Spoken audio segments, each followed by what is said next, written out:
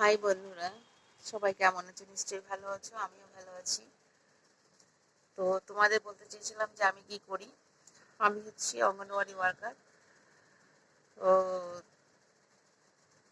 নিশ্চয়ই বুঝতে পারো সকালবেলা যখন ভিডিওগুলো করি, সেই জায়গাটা দেখে নিশ্চয়ই বুঝতে পারো যে আমি কিছু একটা করি। তো আমি তোমাদের এটা জানাতে চেয়েছিলাম যে আমি অঙ্গনওয়াড়ি ওয়ার্কার। তবে এই চাকরিটা আমি মানে আমার বাবা মায়ের আশীর্বাদে আমি পেয়েছি। প্রচণ্ড মানে আশীর্বাদ তো একদম 100% ছিলই। আমরা খুব কষ্টে দিন কাটাতাম।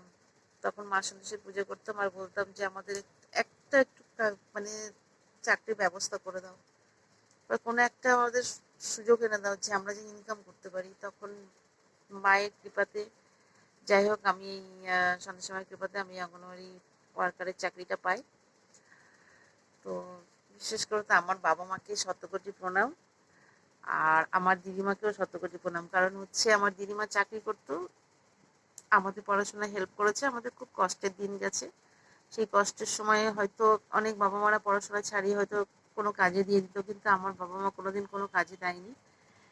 তো তাই বাবা মাকে শত কোটি প্রণাম আমার, যে আমাদের এত কষ্টের দিন গেছে তবু কোনো লোকের বাড়িতে কাজে দেয়নি। আমার বাবা এমন দিন গেছে, বাবা ঠুঙার ব্যবসা করতো, তাতেও অনেক কিছু শুনতে হয় আমার জায়ের কাছে, ঠুঙা করে খেতাম। যাই হোক, ওটা ভগবান তুলে রাখবে। মানে বাবা ঠোঙা নিয়ে বেরোতো, সেই ঠোঙা বিক্রি হবে, পয়সা নিয়ে আসবে, তবে চাল কিনে রান্না হবে। এক একদিন এরকম হতো, হয়তো বিক্রি হয়নি, এরকম হতো। খুব কষ্টে দিন কাটিয়েছি।